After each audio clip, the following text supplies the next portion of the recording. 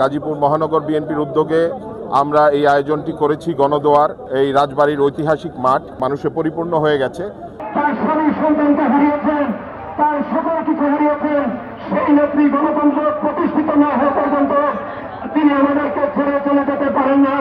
আমরা রাব্বুল আলামিনের দরবারে প্রার্থনা করি, 15 বছর কত অত্যাচার নির্যাতন চলেছে, তিনি সন্তান হারিয়েছেন, পরিবারকে রেখে নিঃসঙ্গ জীবন কাটিয়েছেন।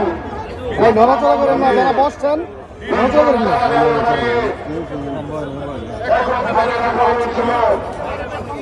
তারপরে উনি বাংলাদেশের মানুষকে ছেড়ে যাননি।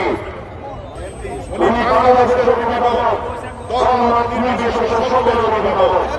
বেগম খালেদা জিয়া আজকে অনেকটাই অসুস্থ, আল্লাহ হাসপাতালে ভর্তি আছেন। ওনাকে আপনি হায়াত তৈবা নসিব করে দাও। সালামুন আলাল মুরসালিন।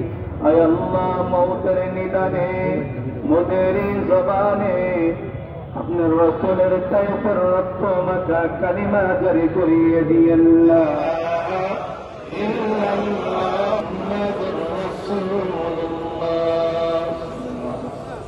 আজকে দেশনেত্রী বেগম খালেদা জিয়া যে মহিয়সী নারী, ওনার সারাটি জীবন উৎসর্গ করেছেন বাংলাদেশের মানুষের জন্য। আজকে তার জন্য সারা বাংলাদেশে এবং পৃথিবীব্যাপী দোয়া হচ্ছে ওনার সুস্থতা কামনায়। একইভাবে গাজীপুর মহানগর বিএনপির উদ্যোগে আমরা এই আয়োজনটি করেছি গণদোয়ার, যেখানে সকল দলমত নির্বিশেষে সকল মানুষকে নিয়ে আমরা আজকে দোয়ার আয়োজনটি করেছি। এবং আপনারা দেখতে পাচ্ছেন যে এখানে এই রাজবাড়ির ঐতিহাসিক মাঠ মানুষে পরিপূর্ণ হয়ে গেছে।